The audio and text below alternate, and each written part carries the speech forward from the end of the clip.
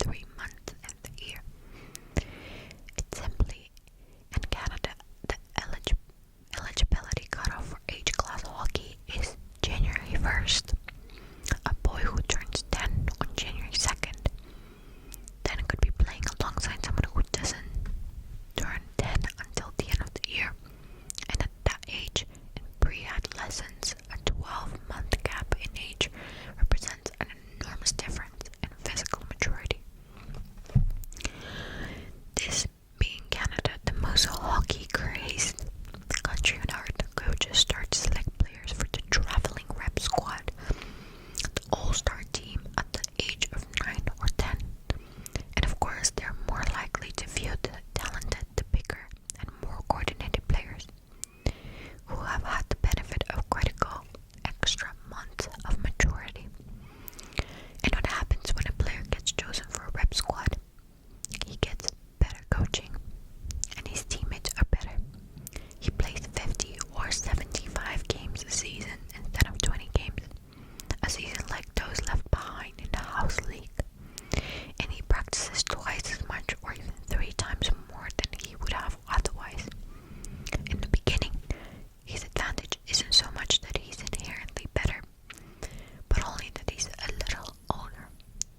But by age 13 or 14, with the benefit of better coaching and all that extra practice under his belt, he really is better. So he's the one more likely to make it to the major junior league. And from then into the big leagues.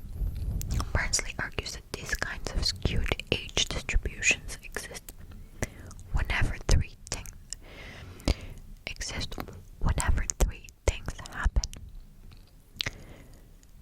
selection, streaming, and differentiated experience. If you make a decision about who is good and who is not good at an early age, if you separate the talented from the untalented, and if you provide the talented with a superior experience, then you're going to end up giving a huge advantage to a small group of people born closest to cutoff date. In the United States, football and basketball don't select, stream, and differentiate different quite as dramatically. As a result,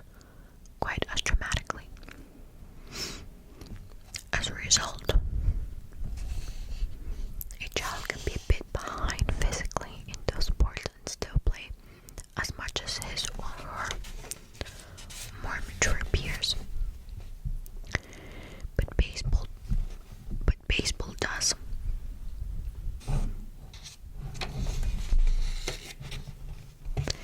Think for a moment about the story of hockey and early birthdays. Think for a moment about what the story of hockey and early birthdays is about success. It tells us that our notion that it is the best and the brightest who effortlessly rise to the top is much too simplistic.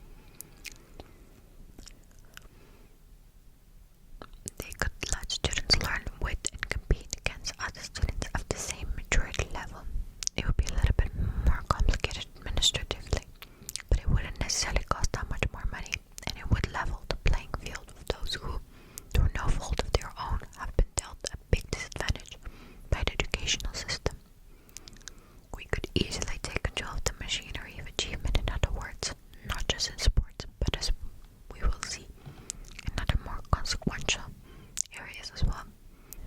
But we don't. And why? Because we cling to the idea that success is a simple function of individual merit, and the world in which we all grow up and the roles we choose to write as society don't matter at all. I hope you guys enjoyed it and got very sleepy. I find it to be quite interesting because, to me personally, that's pretty motivating because it's an explanation to why maybe some of us are put in different groups. I thought the example about schools was very showing about how kids are kind of put early on in a specific group of you're good at this and you aren't good at that, and the same sort of stereotype is perpetuated. So when a kid is told you're not good at this, they kind of pick it up and decide, okay, I'm horrible at it, and they start hating it, and they continue on kind of with this thought of I'm a failure, when a lot of the time isn't so much about failure, but it's about biologically how developed we are. And I think it's quite nice to